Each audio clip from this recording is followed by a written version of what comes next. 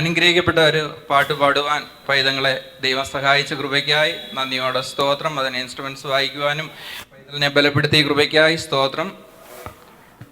അടുത്തതായി psalms by heart Melvin.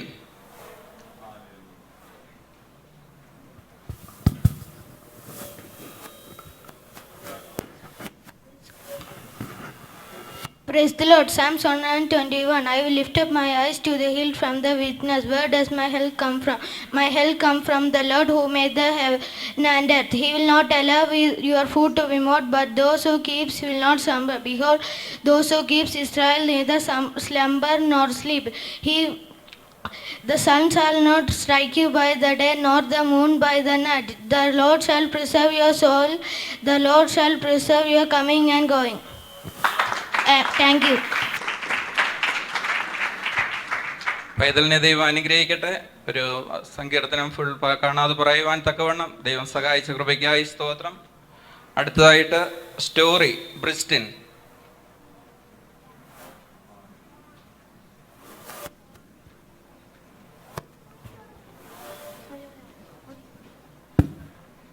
Praise the Lord. ഞാൻ ഇന്നിവിടെ ഒരു കഥയാണ് പറയാൻ പോകുന്നത്. കഥയുടെ പേര് യാചകന്റെ നീതി. ഞാൻ 5ാം ക്ലാസ്സിൽ പഠിച്ചൊരു പാഠമാണ് ഓർക്കുന്നത്. പണ്ടൊരു നിർധനനായ ഒരു ബാലകൻ അനാഥനായി ഒരിടത്ത് വളർന്നു. എന്നാൽ അവൻ പഠനത്തിൽ ഉത്സാഹനായിരുന്നു. പകൽ മുഴുവൻ അവൻ ഭിക്ഷ തെണ്ടി ജീവിച്ചു. ലഭിക്കുന്ന പണം കൊണ്ട് അവൻ പഠിച്ചു. എന്നാൽ അവനൊരു ധനാഢ്യനായ മനുഷ്യൻ പാർപ്പനിടം നൽകി. അവൻ വഴിവിളക്കിൻ്റെ സഹായത്താൽ പഠിച്ചു മിടുക്കനായി. അവൻ ആഹാരം കൊടുക്കുന്ന ഭവനത്തിലെ ഒരു പെൺകുട്ടി അവനെ പഠനത്തിൽ സഹായിച്ചു. അവരൊരേ പ്രായമായിരുന്നു. അവൻ ഓരോ ക്ലാസ്സിലും ഉന്നത വിജയം കരസ്ഥമാക്കി. അവൻ ഉയർന്ന വിദ്യാഭ്യാസം നേടിയപ്പോൾ അവളുടെ മാതാപിതാക്കളോട് അവളെ വിവാഹം കഴിക്കാനുള്ള ആഗ്രഹം പ്രകടിപ്പിച്ചു. അവൾക്ക് ഇഷ്ടമായിരുന്നു അവനെ. എന്നാൽ മാതാപിതാക്കൾ അവനെ പുച്ഛിച്ച് താഴ്ത്തിക്കെട്ടി അധിക്ഷേപിച്ചു. താമസിയാതെ അവൻ ആ രാജ്യത്തെ രാജാവിൻ്റെ പ്രധാനമന്ത്രിയായി ജോലിയും കിട്ടി. വിവരമറിഞ്ഞ് അവന് ആഹാരം കൊടുത്ത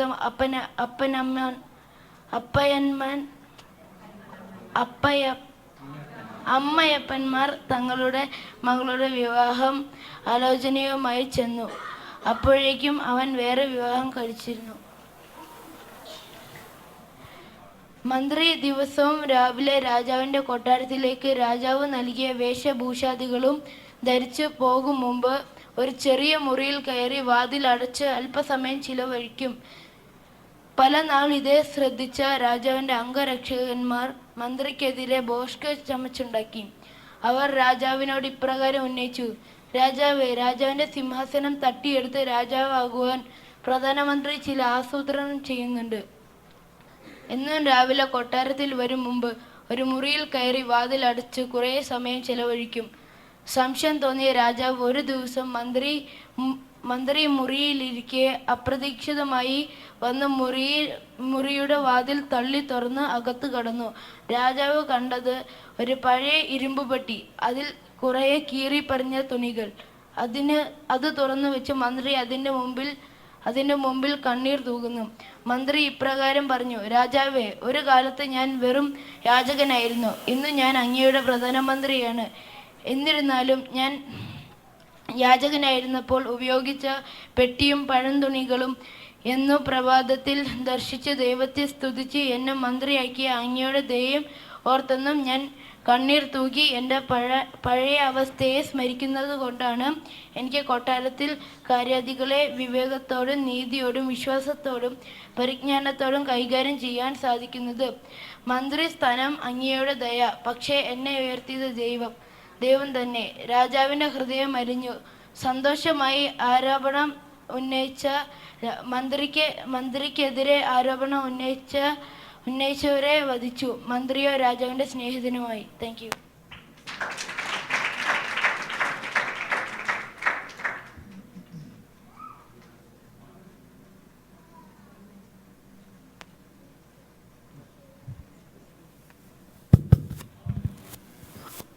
ദൈവനാമത്തിന് മഹത്വം ഉണ്ടാകട്ടെ. പൈതലിനെ ദൈവം അനുഗ്രഹിക്കട്ടെ. ഇത്രയും നല്ലൊരു കഥ മലയാളത്തിൽ പറയുവാൻ തക്കവണ്ണം പൈതലിനെ ബലപ്പെടുത്തിയ കൃപയ്ക്കായി സ്തോത്രം. നല്ലൊരു കഥയാണ് പൈതൽ പറഞ്ഞത്. നമ്മൾ എത്ര ഉന്നത സ്ഥാനത്ത് എത്തിയാലും നമ്മൾ പഴയതിനെ ഓർക്കുവാൻ നമ്മൾ പഴയതിനെ മറന്നു കളയാതെ അതിനെ ഓർത്ത് എന്നും ദൈവത്തിന് നന്ദിയുള്ളവരായി ജീവിക്കുവാൻ ഉള്ള ഒരു നല്ലൊരു സന്ദേശമാണ് പൈതൽ തന്നത്. അതിന് നല്ലൊരു കയ്യടിയായി പൈതലിന് കൊടുക്കാം.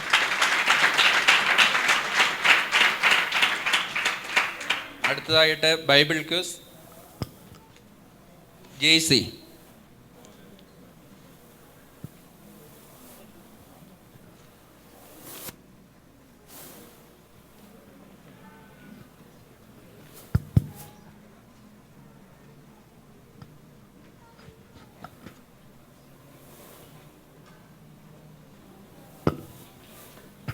Price Lord. അധ്യക്ഷനും ശേഷം വേദിയിലായിരിക്കുന്ന ദേവദാസന്മാർക്കും മാതാപിതാക്കളും സൗരി സൗരന്മാർക്കും കുഞ്ഞുങ്ങൾക്കും കർത്താവായ യേശു ക്രിസ്തുവിൻ്റെ നാമത്തിൽ സ്നേഹവന്ദനം. ഒരു ജനറൽ ബൈബിൾ ക്വിസാണ് ഇത്. Team A, team B.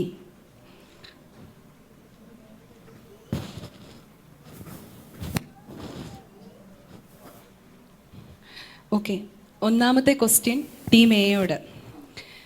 യൂദയ്ക്ക് പകരമായിട്ട്, അതായത് യേശു ക്രിസ്തുവിനെ ക്രൂശിച്ചതിന് ശേഷം 12 ശിഷ്യന്മാരിൽ യൂദയ്ക്ക് പകരമായിട്ട് ചീട്ടിട്ട് ഒരാളെ തിരഞ്ഞെടുത്തു. ഓക്കെ, എൻ്റെ ചോദ്യം അതല്ല. കാരണം ചീട്ടിടാൻ ഉള്ള കാരണം എന്ന് വെച്ച് കഴിഞ്ഞാൽ ഒരുപാട് ശിഷ്യന്മാരുണ്ടായിരുന്നു, അതുകൊണ്ടാണ് ചീട്ടിട്ടത്. എൻ്റെ ചോദ്യം അതല്ല. യൂദയ്ക്ക് പകരമായിട്ട് ചീട്ടിട്ട മത്യാസ് കൂടാതെ തന്നെ ചീട്ടിട്ട രണ്ടാമത്തെ വ്യക്തി ആര്? അദ്ദേഹത്തിന് 3 പേരുകൾ ബൈബിളിൽ പറഞ്ഞിട്ടുണ്ട്. അപ്പോസ്തല പ്രവൃത്തി 1-ാം അധ്യായത്തിൽ പറഞ്ഞിട്ടുണ്ട് 3 പേരുകൾ. അതിൽ ഏതെങ്കിലും ഒരെണ്ണം പറഞ്ഞാലും മതി.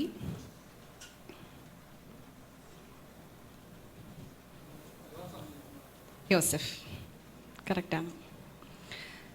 3 പേരുകൾ ബർശേബ, യോസഫ് ആൻഡ് യൂസ്തോസ്. അതാണ്. രണ്ടാമത്തെ ക്വസ്റ്റ്യൻ ബിയോട്.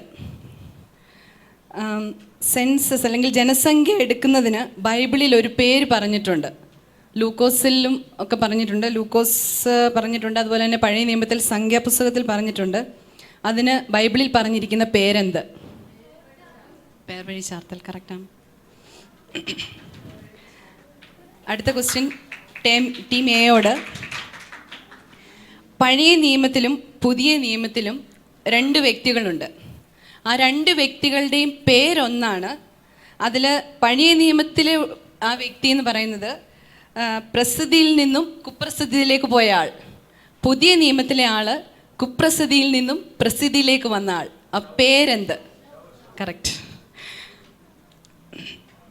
അടുത്ത ക്വസ്റ്റ്യൻ ബിയോട്. യാഗപീഠം പണിയേണ്ടത് ഏതു തരം കല്ലുപയോഗിച്ച്? യാഗപീഠം പണിയേണ്ടത് ഏതു തരം കല്ലുപയോഗിച്ച്?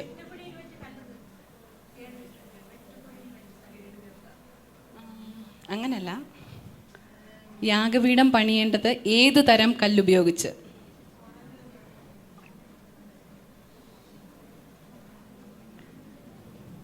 അറിയാമോ?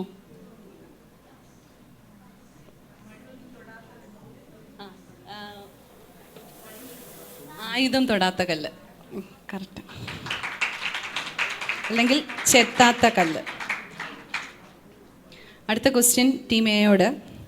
ഒരിക്കൽ കാര്യങ്ങളുടെ തിരക്കിൽപ്പെട്ട് മറന്നുപോയ ഒരു കാര്യം തന്നെ ഓർമ്മപ്പെടുത്തിയത് ഒരു പക്ഷിയാണ്. അത് പക്ഷി ഏത്? ആരെയാണ് ഓർമ്മപ്പെടുത്തിയത്? ഒരിക്കൽ കാര്യങ്ങളുടെ തിരക്കിൽപ്പെട്ട് മറന്നുപോയ ഒരു കാര്യം തന്നെ ഓർമ്മപ്പെടുത്തിയത് ഒരു പക്ഷിയാണ്. ആ പക്ഷി ഏത്? ആരെയാണ് ഓർമ്മപ്പെടുത്തിയത്? പുതിയ നിയമത്തിലാണ്. യേശുക്രിസ്തുവിൻ്റെ ക്രൂശീകരണത്തോട് ബന്ധപ്പെട്ട ഒരു കാര്യമാണ്.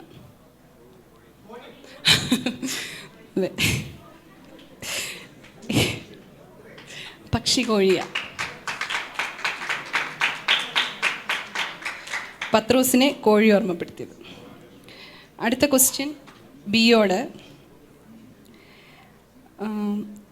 അതായത് ബൈബിളിലെ ഒരു സ്ഥലം, ബൈബിളിൽ പറഞ്ഞിരിക്കുന്ന ഒരു സ്ഥലം നമുക്കൊരു സമയമാണ്.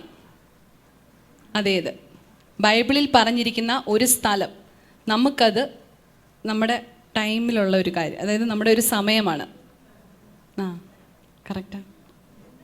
10:30. അടുത്ത ക്വസ്റ്റ്യൻ ടീം എയോട്. നീ നിൽക്കുന്ന സ്ഥലം വിശുദ്ധം, നിന്റെ കാലിലെ ചെരുപ്പ് അഴിച്ചു കളയുക. അത് 2 പേരോട് പറഞ്ഞു. ആരോടൊക്കെ? ഒന്ന് മോശ, യോശുവ. ചോദിച്ചേ അതെന്ത് ചെയ്യണം?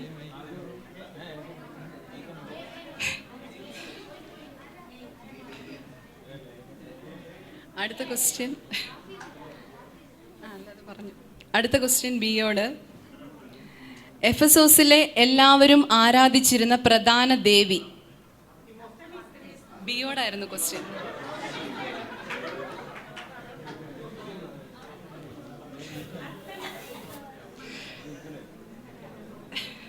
പോയിന്റ് ബിക്കാണ്. അടുത്ത ക്വസ്റ്റ്യൻ എയോട്. ഇന്ത്യ വാണ പേർഷ്യൻ ചക്രവർത്തി. ഇന്ത്യ വാണ പേർഷ്യൻ ചക്രവർത്തി. ഇന്ത്യ വാണ പേർഷ്യൻ ചക്രവർത്തി അഹശ്വരോഷ് രാജ. അടുത്ത ക്വസ്റ്റ്യൻ ഇവിടെ ബിയോട്. ബൈബിളിലെ ആദ്യത്തെ ഇരട്ടക്കുട്ടികളുടെ അച്ഛൻ. ബൈബിളിലെ ആദ്യത്തെ ഇരട്ടക്കുട്ടികളുടെ അച്ഛൻ ഇസഹാക്ക്. അടുത്ത ക്വസ്റ്റ്യൻ എയോട്. യഹോവയുടെ പെട്ടകത്തിൽ നോക്കിയത് കൊണ്ട് 50,070 പേർ കൊല്ലപ്പെട്ടത് എവിടെ വെച്ച്? യഹോവയുടെ പെട്ടകത്തിൽ നോക്കിയത് കൊണ്ട് 50,070 പേർ കൊല്ലപ്പെട്ടത് എവിടെ വെച്ച്?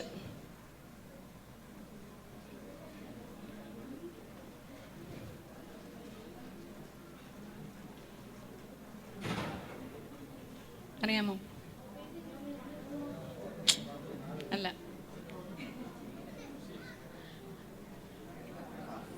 പാസ് ചെയ്യട്ടെ? ബിക്ക് അറിയാമോ?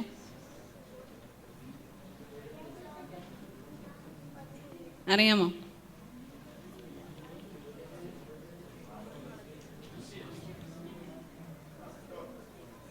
ഏതാ?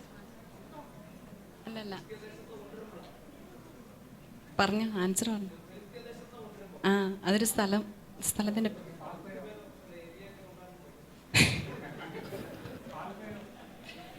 ഏതാ?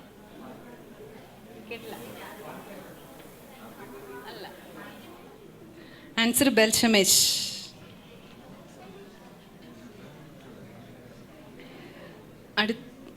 അടുത്ത ക്വസ്റ്റ്യൻ ആരോട്? ബിയോട്. ഓക്കെ. റോമർ ലാസ്റ്റ് ചാപ്റ്റേഴ്സിൽ വരുമ്പോൾ കൊരിന്ത് പട്ടണത്തിലെ ഫിനാൻസ് മിനിസ്റ്ററെ പറ്റി പറയുന്നുണ്ട്. കൊരിന്ത് പട്ടണത്തിലെ ഫിനാൻസ് മിനിസ്റ്റർ ആരായിരുന്നു? കൊരിന്ത് പട്ടണത്തിലെ ഫിനാൻസ് മിനിസ്റ്റർ.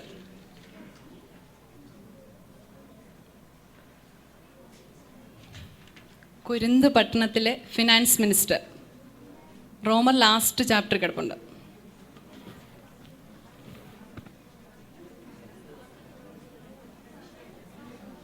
ആരോ ആൻസർ പറഞ്ഞല്ലോ. എരസ്തോസ്. കറക്റ്റ്. അടുത്ത ക്വസ്റ്റ്യൻ എയോട്. യേശുവിൻ്റെ അങ്കി എത്രയായി ഭാഗിച്ചു? യേശുവിൻ്റെ അങ്കി എത്രയായി ഭാഗിച്ചു?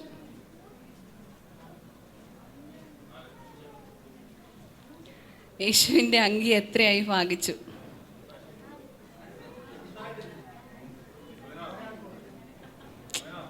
അല്ലല്ല, അല്ല. പാസ് ചെയ്തോട്ടെ? യേശുവിൻ്റെ അങ്കി എത്രയായി ഭാഗിച്ചു? ഇല്ലില്ല. പാസ് ചെയ്തോട്ടെ? അല്ല. ബി.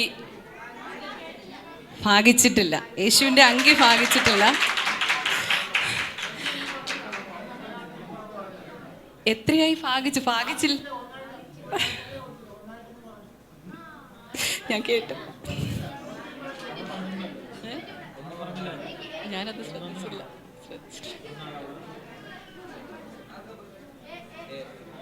പോയിന്റ് എയ്ക്ക്.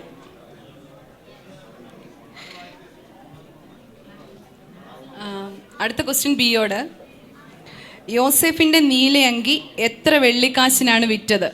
യോസെഫിൻ്റെ നീലയങ്കി എത്ര വെള്ളിക്കാശിനാണ് വിറ്റത്? യോസെഫ് ആലോചിച്ച് ഉത്തരം പറയണം. യോസെഫിൻ്റെ നീലയങ്കി എത്ര വെള്ളിക്കാശിനാണ് വിറ്റത്? കറക്റ്റാ. യോസെഫിൻ്റെ നീലിയങ്കി അല്ല വിറ്റത്. കറക്റ്റ് ആൻസർ പറഞ്ഞു. യോസെഫിൻ്റെ നീലിയങ്കി അല്ല, യോസെഫിനെയാണ് വിറ്റത് 30 വെള്ളിക്കാശിന്.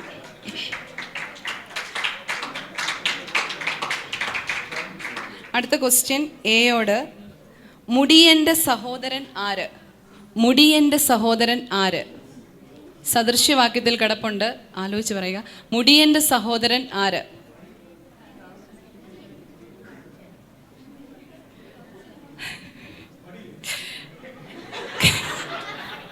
ആൻസർ ഫണ്ണാണെങ്കിൽ കറക്റ്റാണ്, പക്ഷെ വേലയിൽ മടിയനായവനാണ് മുടിയൻ്റെ സഹോദരൻ.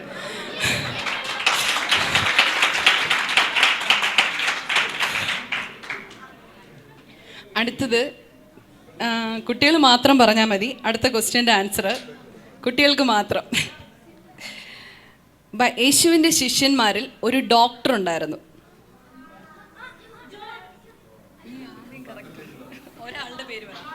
ഒരാളുടെ പേര് പറ.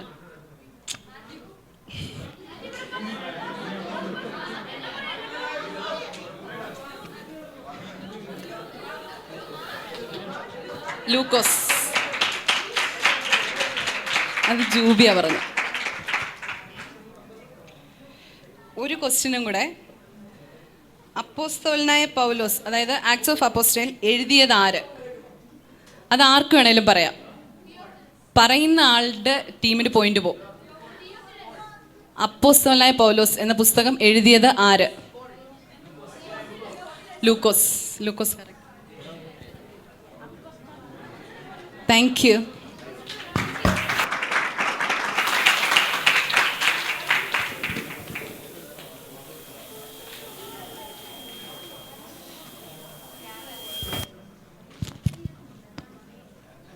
അനുഗ്രഹിക്കപ്പെട്ട ഒരു ബൈബിൾ ക്വിസ് നടത്തുവാൻ സഹോദരിയെ ദൈവം സഹായിച്ചു. ടീം എക്ക് 8 പോയിന്റ്, ടീം ബിക്ക് 8 പോയിന്റ്.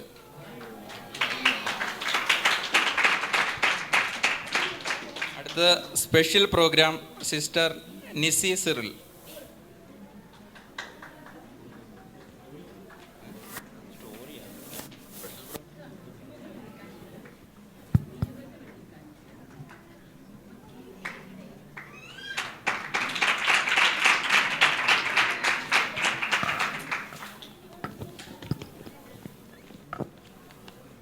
Price Lord. ബഹുമാനപ്പെട്ട അധ്യക്ഷനും ശേഷം കടന്നു വന്നിരിക്കുന്ന എല്ലാവർക്കും വീണ്ടും വരുന്ന കർത്താവായ യേശുക്രിസ്തുവിൻ്റെ നിസ്തുല നാമത്തിൽ എൻ്റെ സ്നേഹവന്ദനം. ഞാൻ ഇന്നിവിടെ അവതരിപ്പിക്കാൻ പോകുന്ന പ്രോഗ്രാം ഒരു ഭാവനയാണ്. കർത്താവായ യേശുക്രിസ്തുവിൻ്റെ രണ്ടാമത്തെ മടങ്ങിനോടനുബന്ധിച്ച് നടക്കുന്ന ഒരു സംഭവം എൻ്റെ ഭാവനയിൽ നിങ്ങളുടെ മുമ്പിൽ വരച്ചു കാട്ടുവാൻ ഞാൻ ആഗ്രഹിക്കുന്നു. അതിനു മുമ്പ് 2 വാക്ക് സംസാരിക്കാൻ ഞാൻ ആഗ്രഹിക്കുകയാണ്. നമ്മുടെ സഭയിലാണെങ്കിലും എല്ലാ സുവിശേഷ പ്രസംഗങ്ങളിലും ഇന്ന് ഏറെക്കുറെ പ്രസംഗിക്കപ്പെടുന്ന ഒരു വിഷയമാണ് കർത്താവായ യേശുക്രിസ്തുവിൻ്റെ മടങ്ങിവരവെന്നുള്ളത്. ആസന്ന ഭാവിയിൽ ജീവിച്ചിരിക്കുന്ന നാം ഓരോരുത്തരും നേരിടേണ്ട ഒരു സംഭവം ഒന്നുകിൽ നമ്മുടെ മരണം, ഇല്ലെങ്കിൽ കർത്താവായ യേശുക്രിസ്തുവിൻ്റെ മടങ്ങിവരവ്. ഈ രണ്ടിലേതെങ്കിലും ഒരു സംഭവത്തിലോടുകൂടി നമ്മുടെ ഈ ലോകത്തിലെ ജീവിതം അവസാനിക്കുകയാണ്. എന്നാൽ നാം ഇന്ന് കേൾക്കുന്ന വചനങ്ങൾ അത് എത്രത്തോളം നമ്മുടെ ജീവിതത്തിൽ സ്വാധീനമുളവാക്കുന്നു, നമ്മുടെ ജീവിതത്തെ അത് എത്രത്തോളം വ്യത്യസ്തമായി ജീവിപ്പാൻ ഇടയാക്കി തീർക്കുന്നു എന്നുള്ളത് അതിപ്രധാനമായ കാര്യമാണ്. നാം ഈ ലോകത്തിൽ വെച്ച് ഈ വചനങ്ങളൊക്കെ കേട്ടിട്ട് കൈവിടപ്പെട്ടു പോയാൽ സകല മനുഷ്യരിലും അരിഷ്ടരായി നാം മാറുകയാണ്. രണ്ടാമത് ഞാൻ ഓർപ്പിക്കുന്ന പരിശുദ്ധാത്മാവിൻ്റെ സാന്നിധ്യത്തെ പറ്റിയാണ്. നാം ഇന്ന് കടന്നു പോകുന്ന എല്ലാ ഇടങ്ങളിലും ദൈവമക്കളായ നമ്മളെ കാക്കുന്നത് ദൈവത്തിൻ്റെ പരിശുദ്ധാത്മാവാണ്. ഇന്ന് ഇവിടെ ഈ ഇസ്രായേലിൽ നടക്കുന്ന മീറ്റിങ്ങിനെ ഇവിടുത്തെ തദ്ദേശവാസികളുടെ ശ്രദ്ധയിലേക്ക് ഈ സൗണ്ടിനെ എത്തിപ്പെടാതെ വണ്ണം നമ്മെ കാക്കുന്നത് ദൈവത്തിൻ്റെ പരിശുദ്ധാത്മാവാണ്. നാം കടന്നു പോകുന്ന ഓരോ ഇടങ്ങളിലും, നമ്മുടെ യാത്രയിൽ, നാം ജോലി ചെയ്യുന്ന സ്ഥലത്ത് എല്ലാം നമ്മെ കാക്കുന്നത് ദൈവത്തിൻ്റെ പരിശുദ്ധാത്മാവാണ്. എന്നാൽ കൈവിടപ്പെട്ടു പോകുന്ന ഒരു വ്യക്തിക്ക് ദൈവത്തിൻ്റെ ഈ പരിശുദ്ധാത്മാവിൻ്റെ ഈ പ്രൊട്ടക്ഷൻ ലഭിക്കുന്നതല്ല. ഞാനിവിടെ അവതരിപ്പിക്കുന്ന ഭാവനയുടെ ചുരുക്കം ഇതാണ്. കർത്താവായ യേശുക്രിസ്തുവിൻ്റെ മടങ്ങിവരവിൽ ഈ സൗദി അറേബ്യയിൽ വെച്ച് കൈവിടപ്പെട്ടു പോകുന്ന ഒരു സ്ത്രീക്ക് നേരിടേണ്ടി വരുന്ന ദുരവസ്ഥ ഞാൻ എൻ്റെ ഭാവനയിൽ നിങ്ങളുടെ മുമ്പിൽ അവതരിപ്പിക്കുന്നു. ഇതിലെന്തെങ്കിലും തെറ്റുകളോ കുറ്റങ്ങളോ ഉണ്ടെങ്കിൽ ക്ഷമിക്കണമെന്ന് ഞാൻ അപേക്ഷിക്കുകയാണ്. കാരണം ഇതെൻ്റെ മാത്രം ഭാവനയാണ്. നിങ്ങളുടേത് ഒരുപക്ഷെ ഇതിൽ നിന്നും തികച്ചും വ്യത്യസ്തമായിരിക്കും. സമയം ഏകദേശം 4 രാവിലെ. അലാറം അടിച്ചപ്പോൾ കണ്ണു തിരുമ്മിക്കൊണ്ട് നേരെ അടുക്കളയിലേക്ക് സൂസന നടന്നു. അതാണ് എന്നത്തെയും പതിവ്. കുട്ടികളെ സ്കൂളിൽ അയക്കണം, അച്ചായന് ലഞ്ച് കൊടുത്തു വിടണം, പിന്നെ തനിക്ക് ഡ്യൂട്ടിക്ക് പോകണം. എന്തൊക്കെ ഭക്ഷണം ഏതൊക്കെ ദിവസം ഉണ്ടാക്കണമെന്ന് നേരത്തെ പ്ലാനിംഗ് ഉള്ളതിനാൽ പെട്ടെന്ന് തന്നെ അവൾ ജോലിയിൽ വ്യാപൃതയായി. പെട്ടെന്ന് രണ്ടാമത്തെ മകൻ ടോണി വന്നിട്ട് ഇങ്ങനെ പറഞ്ഞു, അമ്മ അപ്പയെ എങ്ങും കാണുന്നില്ലല്ലോ.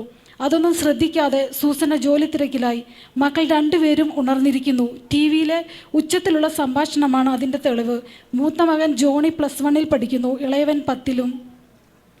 ഉണർന്നാൽ ആദ്യത്തെ ജോലി ടി വി കാണലാണ്. ഇതിനിടയിൽ ബ്രഷിങ്, കുളി, കഴിപ്പൊക്കെ നടക്കും. കുറെ കഴിഞ്ഞ് ജോണിയും വന്ന് പറഞ്ഞു, അമ്മ അപ്പയെ എങ്ങും കാണുന്നില്ലല്ലോ, ഞാൻ എല്ലായിടത്തും നോക്കി. അപ്പോൾ സൂസന ചിന്തിച്ചു, ശരിയാണല്ലോ, ഉണർന്നാൽ എന്നും ഹെൽപ്പ് ചെയ്യാനായിട്ടായി കിച്ചണിൽ വരാറുള്ളതാണ്. ബാത്റൂമിലൊക്കെ നോക്കി, എല്ലാ മുറികളിലും നോക്കി, എങ്ങും കാണുന്നില്ല. മൊബൈലും ചെരുവുമെല്ലാം അകത്ത് തന്നെയുണ്ട്. ഇനി ഡോർ തുറന്ന് നടക്കാൻ വല്ലതും പോയോ? പക്ഷേ താക്കോൽ രാത്രി വെച്ചെടുത്ത് തന്നെയുണ്ട്. അപ്പോഴാണ് സൂസന ഒരു കാര്യം ശ്രദ്ധിച്ചത്. പുറത്ത് ഭയങ്കര അട്ടഹാസവും ബഹളവും. എന്തായിരിക്കും കാരണം? തൊട്ടു മുൻപിലുള്ള റോഡിലൂടെ വാഹനങ്ങൾ ചീറിപ്പായുന്നതും കൂട്ടിയിടിക്കുന്നതുമായ വലിയ നിലവിളിയുടെ ശബ്ദം കേൾക്കുന്നുണ്ട്. പെട്ടെന്ന് മക്കൾ ഓടി വന്ന് പറഞ്ഞു ഏഷ്യാനെറ്റിൻ്റെ ന്യൂസ് നോക്കുവാൻ. ഓടി വന്ന് ടി വി നോക്കുമ്പോൾ കാതടപ്പിക്കുന്ന വലിയ അപകടങ്ങളാണ് ന്യൂസുകളായി ടി വിയിൽ വന്നുകൊണ്ടിരിക്കുന്നത്. പ്ലെയിൻ, ട്രെയിൻ എന്ന് വേണ്ട സർവ്വ വാഹനങ്ങളും അപകടത്തിൽപ്പെടുന്നു. പലരെയും കാണാതെയായിരിക്കുന്നു. ആ കാണാതായ പ്രമുഖരുടെ പേരുകൾ പലതും തനിക്ക് പരിചയമുണ്ട്. അവരുടെയൊക്കെ പേരുകൾ വളരെ സുശേഷ മീറ്റിങ്ങുകളൊക്കെയും ശ്രവിച്ചതായി പരിചയമുണ്ട്. എല്ലാ ദൈവമക്കളാണ്. എന്താണിത്? ഒന്നും മനസ്സിലാകുന്നില്ല. പെട്ടെന്ന് മനസ്സിലേക്കൊരു ചിന്ത ഓടി വന്നു. കർത്താവ് എങ്ങാനും ഇനി വന്നു പോയോ? അതാണോ അച്ചായനെ കാണാത്തത്? അപ്പോഴേക്കും നേരം വെളുത്തിരുന്നു. മക്കൾ സ്കൂളിൽ പോകേണ്ട സമയമായി. അവർ പോകുവാൻ ഒരുങ്ങുകയാണ്. അവരെ ഇന്ന് വിടണോ അതോ താൻ ജോലിക്ക് പോകണോ? ആരെയാണൊന്ന് കോണ്ടാക്ട് ചെയ്യുക? ഒരു പിടുത്തവും കിട്ടുന്നില്ല. പെട്ടെന്ന് പാസ്റ്ററുടെ മുഖം മനസ്സിൽ തെളിഞ്ഞു വന്നു. ഈ സൗദി അറേബ്യയിൽ കർത്താവും ഭർത്താവും കഴിഞ്ഞാൽ പിന്നത്തെ പിടിവള്ളി പാസ്റ്ററാണ്. പെട്ടെന്ന് പാസ്റ്റർ നമ്പർ എടുത്ത് ഡയൽ ചെയ്തു. ഭാഗ്യം, റിങ് ആവുന്നുണ്ട്. അപ്പോൾ കർത്താവ് വന്നിട്ടൊന്നുമില്ല. സൂസനയ്ക്ക് ആശ്വാസമായി. റിങ് ആവുന്നുണ്ട്, പക്ഷേ എടുക്കുന്നില്ല. എന്തു പറ്റി? 2-3 വട്ടം ശ്രമിച്ചു നോക്കി, ഫോൺ അറ്റൻഡ് ചെയ്യുന്നില്ല. എന്നാൽ അമ്മാമ്മയ്ക്ക് ട്രൈ ചെയ്ത് നോക്കാം. അമ്മാമ്മ രാവിലെ ഡ്യൂട്ടിക്ക് പോകാനുള്ള തിരക്കിലായിരിക്കാം. എങ്കിലും വേണ്ടുകയില്ല, ഒന്നുകൂടെ വിളിച്ചു നോക്കാം. പെട്ടെന്ന് അമ്മാമ്മയ്ക്കും വിളിച്ചു, എന്നിട്ടും ഫലമില്ല. എങ്കിലും ഹിമ്മിൻ്റെ ഓൺലൈൻ വാട്സപ്പ് നോക്കി. കാര്യമായ മെസ്സേജസ് ഒന്നും ആരും സെൻഡ് ചെയ്തിട്ടില്ല. അപ്പോഴേക്കും മക്കൾ റെഡിയായിരുന്നു. എന്തായാലും അവരുടെ ഡ്രൈവറിനെ ഒന്ന് വിളിച്ചു നോക്കാം. ഭാഗ്യം, ആ മനുഷ്യനെങ്കിലും ഫോൺ എടുത്തല്ലോ. പക്ഷേ അയാൾ വിശ്വാസിയല്ലല്ലോ. ആ ചിന്ത സൂസനെ വല്ലാതെ അലട്ടി. അയാൾ പറഞ്ഞു, റോഡ് ഫുള്ള് ബ്ലോക്കാണ്, ഒത്തിരി അപകടങ്ങൾ നടക്കുന്നുണ്ട്. എങ്കിലും ഞാൻ 5 മിനിറ്റിനുള്ളിൽ വരാൻ ശ്രമിക്കാം. ഏകദേശം 10 മിനിറ്റിന് ശേഷം കുട്ടികളെ കൊണ്ടുപോകാനായി ആ ഡ്രൈവർ വന്നു. അദ്ദേഹത്തിൻ്റെ മിസ് കോൾ ഫോണിൽ വന്നു. മക്കൾ 2 പേരും ഡോറ് തുറന്നു. പെട്ടെന്നാണ് സൂസന അത് കണ്ടത്. അവർ താമസിക്കുന്ന വില്ലയുടെ ഗേറ്റ് തുറന്നു കിടക്കുന്നു. കുറെ കറുത്ത സൗദികൾ ചാടി അകത്ത് കിടന്നിരിക്കുന്നു. അവർ ലക്ഷ്യമിട്ടിരിക്കുന്നത് തുറന്നു കിടക്കുന്ന തൻ്റെ വീടാണ്. മക്കളെ തിരിച്ചു കയറൂ എന്ന് പറയുവാൻ ശ്രമിക്കുമ്പോഴേക്കും അവർ ഓടി ഗേറ്റ് കടന്നിരുന്നു. അവർ സ്കൂൾ വാനിൽ കടന്നു എന്ന് ചിന്തിച്ച് വേഗം വാതിലടച്ച് ലോക്കിട്ടു. ഭാഗ്യം, ആ കറുമ്പന്മാരിൽ നിന്ന് ഞാൻ രക്ഷപ്പെട്ടു. പക്ഷേ ഭയങ്കര അലർച്ച പുറത്ത് കേൾക്കുന്നു. ദൈവമേ, അതെൻ്റെ മക്കളുടെ അലർച്ചയാണല്ലോ. വാതിൽ തുറക്കാൻ ഭയമായി. കാരണം അവിടേക്ക് ഓടിക്കടന്നു വന്ന ആ കറുമ്പൻ സൗദികൾ തൻ്റെ വീടിൻ്റെ വാതിൽ തട്ടിക്കൊണ്ട് ആക്രോശിക്കുന്നു. ഇത് കർത്തവ്യത മൂഢയായി അവൾ അവിടെ ഇരുന്നു. നാട്ടിൽ വിളിച്ചാലോ? പെട്ടെന്ന് ഫോൺ എടുത്തു. നെറ്റ് കണക്ട് ചെയ്യാൻ നോക്കിയിട്ട് നെറ്റ് കണക്റ്റ് ആവുന്നില്ല. ഹിമ്മിൻ്റെ വാട്സപ്പിൽ വീണ്ടും മെസ്സേജ് ചെയ്തു നോക്കി. ആരും റെസ്പോണ്ട് ചെയ്യുന്നില്ല. എന്ത് ചെയ്യും? ഡ്യൂട്ടിക്ക് പോകുവാൻ സമയമായി. ഒന്ന് പ്രാർത്ഥിച്ചാലോ? പക്ഷേ ഒന്നും തോന്നുന്നില്ല. മനസ്സിൽ വല്ലാത്ത ശൂന്യത. ബൈബിൾ കയ്യിലെടുത്തു. വായിക്കാൻ തുറന്നു കിട്ടിയത് സങ്കീർത്തനമാണ്. വായിച്ചു നോക്കി, പക്ഷേ വല്ലാത്ത ശൂന്യത. അത് മുഴിപ്പിക്കാൻ അവൾക്ക് കഴിഞ്ഞില്ല. ബൈബിൾ അടച്ചു വെച്ചു. ടി വി ഓണാക്കി. പവർ വിഷൻ ചാനൽ ഓണാക്കി നോക്കി. ഒന്നും അതിനകത്തില്ല, വെറും ഗ്രെയിൻസ് മാത്രം. ഹാർവെസ്റ്റ് ചാനലും അതുപോലെ തന്നെ. ശാലോം ടി വിയിൽ അപ്പോഴും ഒരു കുർബാന നടന്നുകൊണ്ടേയിരുന്നു. ഒരു വാക്ക് പ്രാർത്ഥിക്കാൻ കഴിയുന്നില്ല. പെട്ടെന്ന് അവൾക്ക് അവളുടെ അച്ചായനെ പറ്റി ഓർമ്മ വന്നു. എന്നും തന്നെയും കുട്ടികളെയും പ്രാർത്ഥിപ്പിക്കാൻ നിർബന്ധിക്കുമായിരുന്നു. കുട്ടികൾക്ക് ടി വി കാണുന്നതിലാണ് താല്പര്യം കൂടുതലും. അതിന് അച്ചായന് ഭയങ്കര ദേഷ്യമാണ്. തനിക്കാകട്ടെ ഫേസ്ബുക്കിലും വാട്സപ്പിലുമുള്ള ചാറ്റിങ്ങിലുമായിരുന്നു സമയം ചെലവാക്കുന്നതിലുള്ള താല്പര്യം.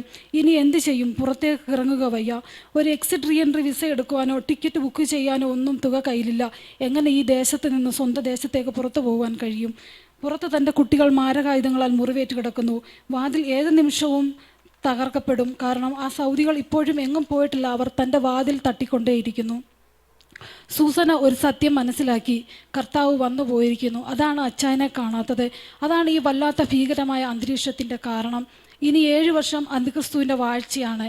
ആത്മഹത്യ ചെയ്യാമെന്ന് വെച്ചാൽ മരിക്കാൻ വയ്യാത്ത അവസ്ഥ. കാരണം അക്കാലത്ത് മനുഷ്യൻ മരണം അന്വേഷിക്കും, കണ്ടെത്തുകയില്ല എന്നാണ് ബൈബിൾ പറയുന്നത്. പെട്ടെന്ന് വാതിൽ ചവിട്ടിപ്പൊളിച്ച് ആ കർമ്മന്മാർ 3 പേരും അവളുടെ റൂമിലേക്ക് കയറി. തന്നിലേക്ക് പാഞ്ഞെടുക്കുന്ന അവരെ നോക്കി ഒരു ശവം കണക്കെ അനങ്ങാൻ പോലും ആകാതെ അവളിരുന്നു. അപ്പോൾ അങ്ങകലെ ഉയരത്തിൽ വാനമേഘങ്ങളെ താണ്ടി മധ്യാകാശത്തിൽ കുഞ്ഞാടിൻ്റെ വിവാഹത്തിൻ്റെ തുടക്കമായി സൂസനയുടെ അച്ചായനും അതിൽ ക്ഷണിക്കപ്പെട്ടിരുന്നു. പ്രിയമുള്ളവരെ, എൻ്റെ ഭാവന ഇവിടെ ഞാൻ അവസാനിപ്പിക്കുകയാണ്. കർത്താവായ യേശുക്രിസ്തുവിൻ്റെ വരവിന് വേണ്ടി ഒരുങ്ങുവാൻ തക്കോണം ഈ ഭാവന മൂലം എല്ലാവരെയും സഹായിക്കുമാറാകട്ടെ എന്ന് അപേക്ഷിച്ചുകൊണ്ട് ഈ ഭാവനയിൽ നിന്ന് ഞാൻ വിരമിക്കുന്നു.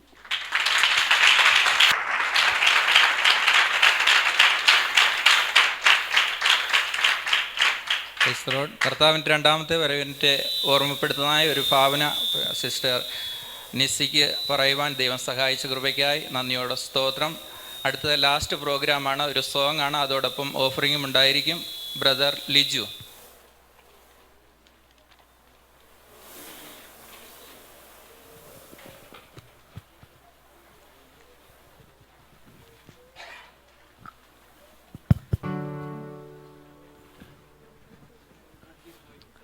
ദൈവനാമത്തിന് നന്ദിയോടെ സ്തോത്രം ചെയ്യുന്നു. ഈ കാലം അധ്യക്ഷനും കൂടി ദേവദാസന്മാർക്കും ദൈവങ്ങൾക്കും യേശുക്രിസ്തു നാമത്തിൻ്റെ സ്നേഹം അറിയിക്കും.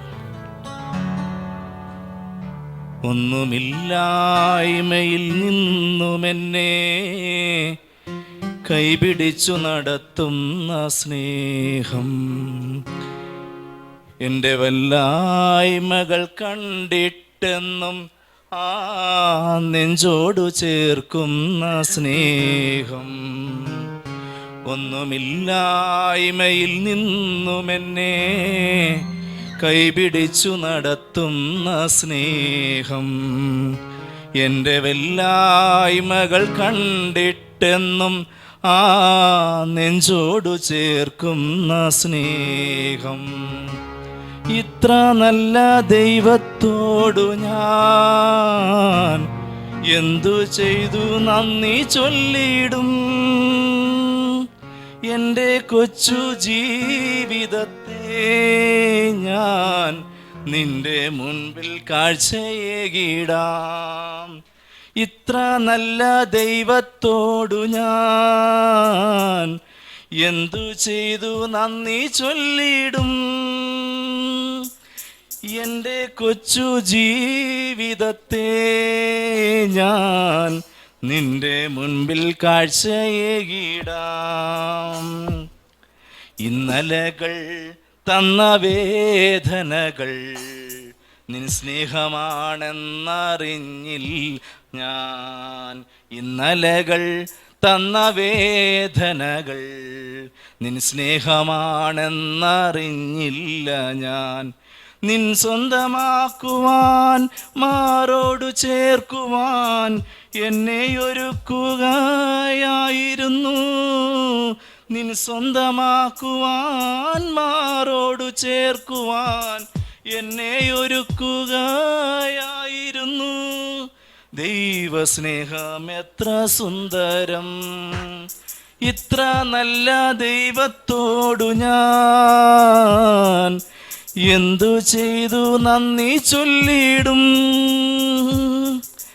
എൻ്റെ കൊച്ചു ജീവിതത്തെ ഞാൻ നിന്റെ മുൻപിൽ കാഴ്ചയേകിടും. ഉൾത്തടത്തിൽ ദുഃഖഭാരമെല്ലാം നിൻ തോളിലേകുവാനോർത്തില്ല ഞാൻ. ഉൾത്തടത്തിൽ ദുഃഖഭാരമെല്ലാം നിൻ തോളിലേകുവാനോർത്തില്ല ഞാൻ.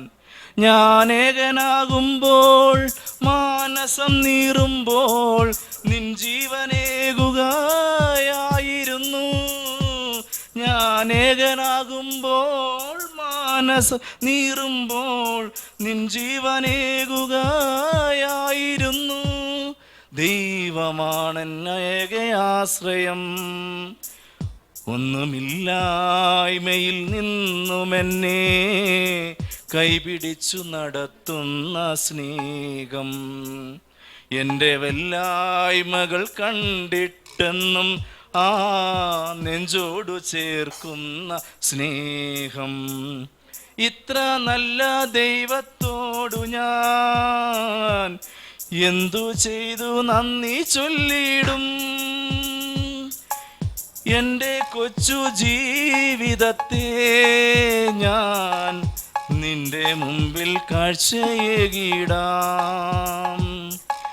ഇത്ര നല്ല ദൈവത്തോടു ഞാൻ എന്തു ചെയ്തു നന്ദി ചൊല്ലിടും. എൻ്റെ കൊച്ചു ജീവിതത്തെ ഞാൻ നിന്റെ മുൻപിൽ കാഴ്ചയേകിടാം. നിന്റെ മുൻപിൽ കാഴ്ചയേകിടാം.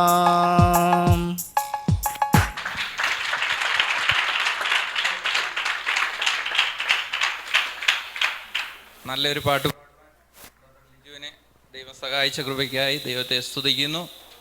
അടുത്ത് പ്രാർത്ഥിച്ച് അവസാനിക്കുന്നത്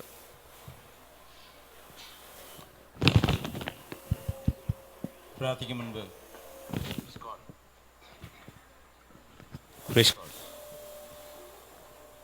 അടുത്ത ആഴ്ച മീറ്റിംഗ് കൂടെ പറയാൻ താല്പര്യപ്പെടുകയും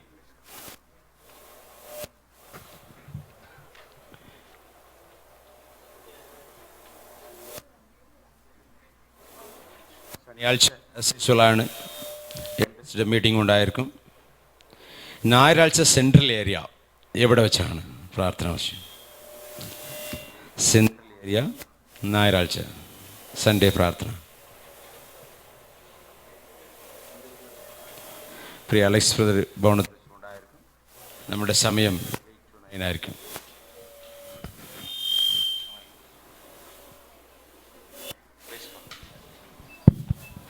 പ്രൈസ് ഗോഡ്. ഞായറാഴ്ച പ്രാർത്ഥന സെൻട്രൽ ഏരിയ പ്രിയ അലക്സ് ബ്രദറുടെ ഭവനത്തിൽ വെച്ചുകൊണ്ടായിരിക്കും. നസീം ഏരിയ പ്രാർത്ഥന എസ്സിസുള്ളാണോ? എസ്സിസുളിന് ഞാൻ പറയാം. Praise God. നസീം ഏരിയയുടെ പ്രാർത്ഥന. അതുപോലെ ദുർമാൽ പ്രാർത്ഥന ഉണ്ടായിരിക്കും.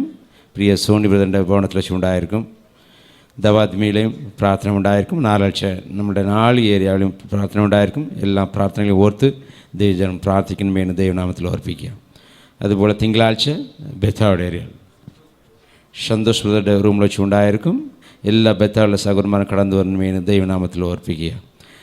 ചൊവ്വാഴ്ച ശിശുളാണ് നമ്മുടെ കുടുംബത്തിൽ വെച്ചുകൊണ്ടായിരിക്കും. എല്ലാ ദൈവജനവും കടന്നു വരുന്ന വേണ്ടി ദൈവനാമത്തിൽ ഓർപ്പിക്കുക. അതുപോലെ ബുധനാഴ്ച ദുർമാള പ്രാർത്ഥന ഉണ്ടായിരിക്കും. സോണി ബ്രദറിൻ്റെ ഭവനത്തിൽ വെച്ച് ഉണ്ടായിരിക്കും ബുധനാഴ്ചയും.